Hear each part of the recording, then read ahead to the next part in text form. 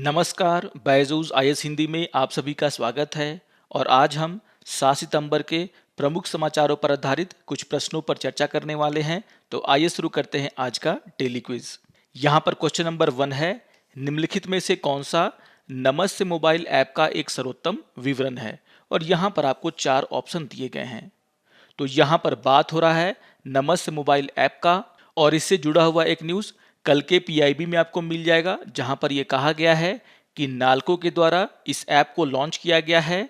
और यहां पर यह जानकारी दी गई है कि इस ऐप से माइक्रो एंड स्मॉल कारोबारियों को इनोवेटिव प्लेटफॉर्म मिलेगा। यहां पर यह भी कहा गया है कि यह विशेष रूप से कंपनी ने एमएसई वेंडर के लाभ के लिए विकसित किया है। और इसके आधार पर अगर देखा जाए तो यहाँ पर ऑप्शन नंबर ए, जहाँ पर यह कहा जा रहा है कि यह नाल्को के एमएसई विक्रेताओं के लाभ के लिए विशेष रूप से विकसित किया गया एक ऐप है, सही तरीके से इसका विवरण करता है। यानी कि क्वेश्चन नंबर 1 का आंसर होगा ऑप्शन नंबर ए। तो इस न्यूज़ को आप लोग ध्यान से पढ़ लेंगे, यहाँ पर इस ऐप के बारे में पूरी जानकारी दिया गया है। आइए देख लेते हैं क्वेश्चन नंबर 2 को। क्वेश्चन नंबर 2 है, निम्नलिखित युग्मों पर विचार कीजिए।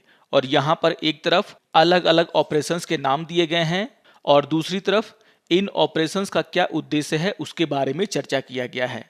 और यहाँ पर आपको 3 कथन दिए गए हैं और आपसे पूछा जा रहा है कि उपयुक्त युग्मों में से कौन सा सुमेलित है। तो आइए एक एक करके सारे कथनों को देख लेते हैं। यहाँ पर पहला कथन है समुद्र सेतु, जिसके सामने लिखा हुआ है कोविड-19 महामारी के दौरान विदेशों से भारतीय नागरिकों को वापस लाने का एक राष्ट्रीय प्रयास, जो कि पूरी तरीके से इस ऑपरेशन का उद्देश्य है। यानी कि यहाँ पर पहला कथन सुमेलित है।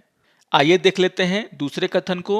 और यहाँ पर जिस ऑपरेशन का नाम है वो है पवन, जिसके सामने लिखा हुआ है जाफना प्रायद्वीप पर नियंत्रण करने के लिए आईपीकेएफ द्वारा संचालित सैन्य अभियान। तो आप सभी जानते होंगे कि इंडियन पीस कीपिंग फोर्स के द्वारा जाफना प्रायद्वीप पर नियंत्रण के लिए एक सैन्य अभियान चलाया गया था, जिसका नाम था ऑपरेशन पवन। यानी कि यहाँ पर दूसरा कथन भी पूरी तरीके से सुमेलित है। आइए देख लेते हैं तीसरे कथन को। और तीसरा कथन है मैत्री ऑपरेशन, जिसके सामने लिखा हुआ है भूकंप प्रभावित नेपाल में बचाव एवं राहत अभियान। तो ये बात भी बिल्कुल सही है। नेपाल में जो भूकंप आया था और उसके कारण जो वहां पर तबाही हुई थी, वहां पर भारत के द्वारा नेपाल में भारी मात्रा में बचाव और राहत का अभियान चलाया गया था, जिसे नाम दिया गया था ऑपरेशन मैत्री। यानी कि यहाँ पर तीनों के तीनों ऑपरेशन उनके उद्देश्यों से सुमेलित हैं। यानी कि क्वेश्चन नंबर 2 का आंसर होगा आपका ऑप्शन नंबर डी, क्योंकि यहाँ पर तीनों कथन सुमेलित हैं। इसी से जुड़ा हुआ एक न्यूज़ कल के पीआईबी में आया है, जहां पर प्रेसिडेंट रामनाथ कोविंद के द्वारा मिशन समुद्र सेतु और मिशन सागर को लेकर के इंडियन नेवी का तारीफ किया गया है और इसी को आधार बना करके इस क्वेश्चन को बनाया गया था। आइए देख लेते हैं क्वेश्चन नंबर 3 को। क्वेश्चन नंबर 3 है, मांडा भैंस के संदर्भ में निम्नलिखित कथनों में से कौन सा कथन सही है। और यहाँ पर आपको 2 कथन दिए गए हैं। तो आइए एक एक करके सारे कथनों को देख लेते हैं। यहाँ पर पहला कथन है, ये पश्चिमी घाट में पाई जाती हैं। तो यहाँ पर चर्चा हो रहा है मांडा भैंसों की, और इससे जुड़ा हुआ एक न्यूज़ आज के द हिंदू समाचार पत्र में आया है, जहां पर यह कहा गया है कि Manda buffalo gets unique breed tag. यानी कि मांडा भैंसों को देश में भैंस की 19वीं देसी नस्ल के रूप में मान्यता दी गई है। और यहाँ पर यह भी जानकारी दिया गया है कि ये भैंसें उड़ीसा के कोरापुट क्षेत्र में पाई जाती हैं। इनका जो मूल स्थान है वो पूर्वी घाट है। यानी कि ये भैंसें पूर्वी घाट में पाई जाती हैं।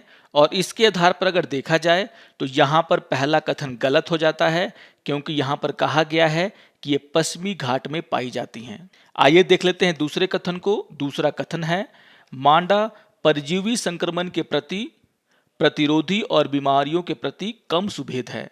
तो ये बात यहाँ पर बिल्कुल सही है। यहाँ पर यह जानकारी दिया गया है कि मांडा भैंसे परजीवी संक्रमण के प्रतिरोधी और रोगों के प्रति कम संवेदनशील होते हैं, और इसीलिए यहाँ पर दूसरा कथन बिल्कुल सही है। यानी कि यहाँ पर दूसरा कथन सही है और पहला कथन गलत है, और इसके आधार पर क्वेश्चन नंबर 3 का आंसर होगा ऑप्शन नंबर बी, क्योंकि यहाँ पर दूसरा कथन सही है। आइए अब क्वेश्चन नंबर 4 पर चर्चा कर लेते हैं। क्वेश्चन नंबर 4 है, निम्नलिखित कथनों पर विचार कीजिए। और यहाँ पर आपको 3 कथन दिए गए हैं और आपसे पूछा जा रहा है कि उपयुक्त कथनों में किसका वर्णन किया गया है। और यहाँ पर आपको 4 देशों के नाम दिए गए हैं और वो देश हैं पोलैंड, स्लोवेनिया, बेलारूस, लिथुआनिया। तो आइए एक एक करके सारे कथनों को देख लेते हैं। यहाँ पर पहला कथन है, यह एक स्थलबद्ध देश है। दूसरा है, इसकी सीमा पूर्व और उत्तर पूर्व में रूस और दक्षिण में यूक्रेन से लगती है। और तीसरा है, यह यूरोपीय संघ का सदस्य नहीं है। यहाँ पर जो तीसरा जानकारी है वो बहुत ही महत्वपूर्ण हो जाता है। अगर हम इन जानकारियों के आधार पर मैप को देखते हैं तो यहाँ पर है बेलारूस और आप यहाँ पे देख सकते हैं कि बेलारूस के उत्तर और उत्तर पूर्व में रसिया आपको दिखाई देगा और उसके दक्षिण में यूक्रेन है। और इसके अलावा यहाँ पर जो तीसरा कथन दिया गया है कि यह यूरोपीय संघ का सदस्य नहीं है, इससे ये साफ साफ पता चलता है कि यहाँ पर जिस देश का चर्चा हो रहा है वह बेलारूस है। यानी कि क्वेश्चन नंबर 4 का आंसर होगा आपका ऑप्शन नंबर सी, बेलारूस। तो इस मैप को ध्यान में रख करके आप इस क्वेश्चन का आंसर आसानी से बना सकते हैं। और इससे जुड़ा हुआ एक न्यूज़ आज के द हिंदू समाचार पत्र में आया है जिसका शीर्षक है, Belarusian protest leader sentence to 11 year in jail. और इसी को आधार बना करके ये क्वेश्चन बनाया गया था। आइए अब एक प्रीवियस ईयर क्वेश्चन पर चर्चा कर लेते हैं और ये क्वेश्चन 2014 में पूछा गया था। क्वेश्चन नंबर 5 है, निम्नलिखित युग्मों पर विचार कीजिए।